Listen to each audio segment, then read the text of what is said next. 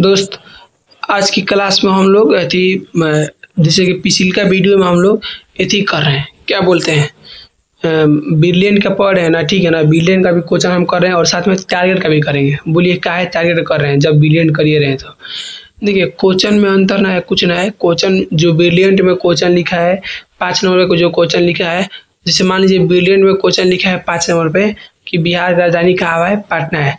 तो हो सकता है कि टारगेट में ये क्वेश्चन हुआ है बिहार की राजधानी कहाँ हुआ है, पटना है। हो सकता है 20 नंबर पूछ दे, लेकिन क्वेश्चन तो एक ही रहेगा। लेकिन हम बिलियन का वीडियो अपलोड कर दिए थे। देखिए आज कल, आज तारीख कितना है भाई साहब, देखिए आज तारीख हम आपको दिखा रहे हैं। आज का तारीख है आज 8 तारीख है, ठीक है ना। देखिए 8 सितंबर संडे का दिन है, ठीक, और समय 7:36 हो रहा है। वीडियो हम अपलोड किए थे सुबह खनी, एक लड़का हम पे मैसेज किए, उनका नाम हम बताते हैं सोनू तिवारी। ये रहा आईडी, देखिए 21 घंटा पहले रिप्लाई आया था। हम टारगेट बिलियन का क्वेश्चन में करवा रहे थे, ठीक। तो ये वहाँ से है सोनू तिवारी जी, बोल रहे हैं सर टारगेट का क्वेश्चन बैंक सॉल्व करवा दीजिए प्लीज सर। 21 घंटा पहले हम रिप्लाई इनको दिए हैं मॉर्निंग में। ये हमको रात में मैसेज किए थे तो हम इनको मॉर्निंग में रिप्लाई दिए हैं। सोनू तिवारी जी टारगेट का भी होगा आज से 8/9/24 से स्टार्ट होगा। आप बोलिए जो दिक्कत है हम सोल्यूशन निकालेंगे। आज 8 तारीख है, 9/24 से शुरू हो रहा है। सोनू के कहने पे शुरू हो रहा है भाई साहब टारगेट का। बिलियन करवा रहे हैं, चलिए टारगेट की शुरुआत करते हैं। हम टारगेट में ऊपर से नीचे क्यों आएंगे, कहने का मतलब ये है कि हम 2024 से प्रश्न पढ़ेंगे। 2024, फिर 23, 22, 21, 20, 19, 18, 17, 16, 15, 14, 13, 12, 11, 9, 10, 9, इतना है। इतना तक हम ऊपर से नीचे आएंगे। चलिए समय नहीं गवाते हैं, प्रश्न शुरुआत करते हैं डायरेक्ट।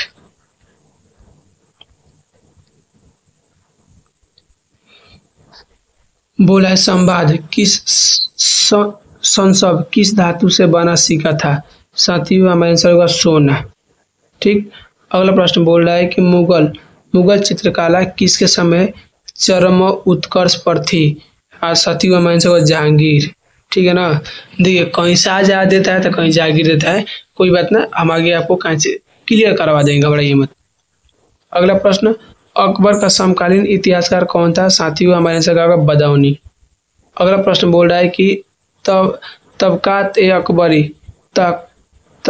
अकबरी किसकी रचना है। साथियों हमारे आंसर होगा निजामुद्दीन अहमद। अगला प्रश्न बोल रहा है 5 नंबर प्रश्न बोल रहा है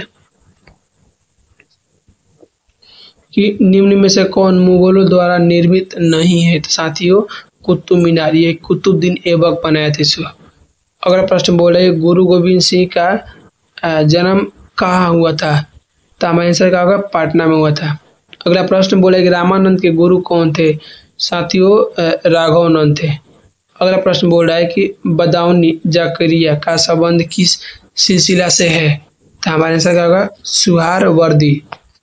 अगला प्रश्न बोल रहा है कि सूफी संतों का निवास स्थान क्या था। साथियों हमारे आंसर होगा खानकाह। अगला प्रश्न बोल रहा है कि विजयनगर साम्राज्य से किस नगर का संबंध है।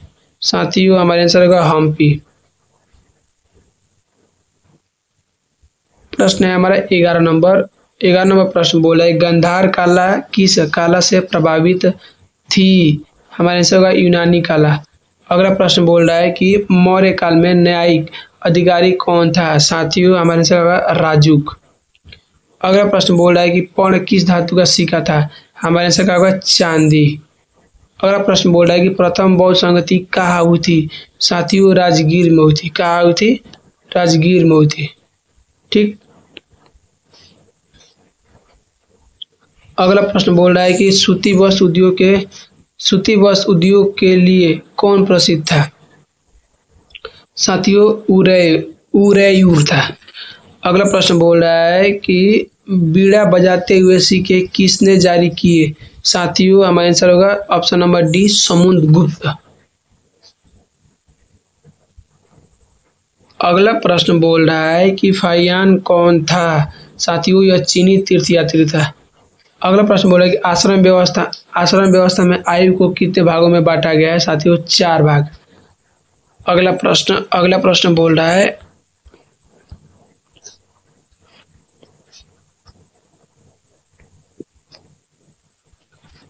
बोल रहा है कि निम्न में से कौन सा विवाह अच्छा नहीं माना गया है। साथियों, असुर विवाह। कौन सा विवाह अच्छा नहीं माना गया है? तो असुर विवाह। अगला प्रश्न बोल रहा है कि पुरुष सूक्त का उल्लेख किस ग्रंथ में है। साथियों, हमारा आंसर होगा ऋग्वेद। किस में है? तो ऋग्वेद में। अगला प्रश्न बोल रहा है कि कौटिल्य ने किस ग्रंथ की रचना की थी। साथियों, अर्थशास्त्र। किसकी रचना की थी? कौटिल्य, तो अर्थशास्त्र की। अगला प्रश्न बोल रहा है कि उपनिषदों की संख्या कितनी है। साथियों, 108। अगला प्रश्न बोल रहा है कि मुद्राक्षस किसकी रचना है। साथियों, विशाखा दत्त की। ठीक है ना, किसकी रचना है? तो विशाखा दत्त की। अगला प्रश्न बोल रहा है कि कादम्बरी के लेखक कौन है। तो हमारे आंसर क्या होगा? वर्णभट्ट।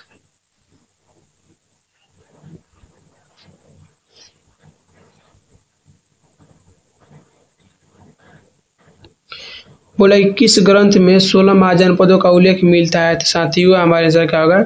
सी, ऑप्शन नंबर सी। कहा है कि भाई इसमें ए और बी दोनों दिया है, अंगुत्तर निकाय और भागवती सूत्र। अगला प्रश्न, कौशल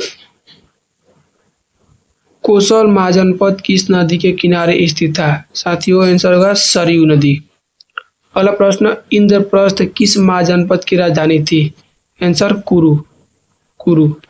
अगला प्रश्न, मौर्य वंश की स्थापना किसने की। चंद्रगुप्त मौर्य। अगला प्रश्न, अशोक के अभिलेख किस भाषा में मिले हैं। तब प्राकृत। किस में मिले हैं? प्राकृत में। अगला प्रश्न बोल रहा है कि कलिंग युद्ध कब हुआ था। आंसर होगा 261 ईसा पूर्व। अगला प्रश्न, भारत छोड़ो आंदोलन का प्रस्ताव कांग्रेस के किस अधिवेशन में पारित हुआ था। आंसर होगा हमारा बम्बई। नेक्स्ट, 1915 में किसकी स्थापना हुई थी।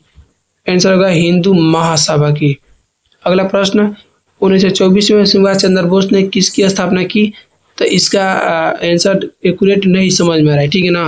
गूगल पे भी सर्च किए तो वो कह रहा है कि 1924 में कलकत्ता के नगर पालिका में मुख्य अधिकारी के रूप में मतलब चुने गए। तो इसका हम कैंसिल क्लियर करवा देंगे कभी, ठीक है ना।